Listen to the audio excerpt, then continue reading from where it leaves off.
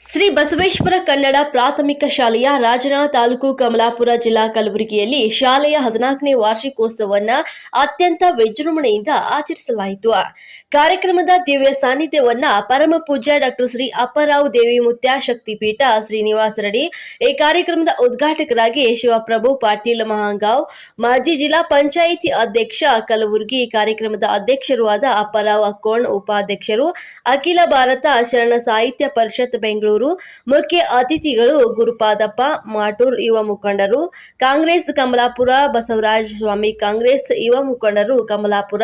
ಬಸವಂತರ S Patil ಅಧ್ಯಕ್ಷರು, Basaveshwara Education Trust Rajan, Jagadisha B Patil ಕಾರ್ಯದರ್ಶಿಗಳು, Basaveshwara Education Trust Chandrakanta P ಸೇರಿ ಮುಖ್ಯ ಗುರುಗಳು, ಬಸವೇಶ್ವರ ಕನ್ನಡ ಹಿರಿಯ ಪ್ರಾಥಮಿಕ ಶಾಲೆಯ ರಾಜನಾಳ್ ಶರಣಬಸಪ್ಪ ಎಸ್ ಪಾಟೀಲ್ ವ್ಯವಸ್ಥಾಪಕರು, ಶ್ರೀ ಬಸವೇಶ್ವರ ಕನ್ನಡ ಹಿರಿಯ ಪ್ರಾಥಮಿಕ ಶಾಲೆ ಶಿಕ್ಷಕ ವೃಂದದವರು ಹಾಜರಿದ್ದರು. ಹಾಗೂ ರಾಜನಾಳ್ ಬಾಚನಾಳ್ ಗ್ರಾಮಸ್ಥರು ಸಹ ಈ ಒಂದು ಸಂದರ್ಭದಲ್ಲಿ ಭಾಗಿಯಾಗಿದ್ದರು.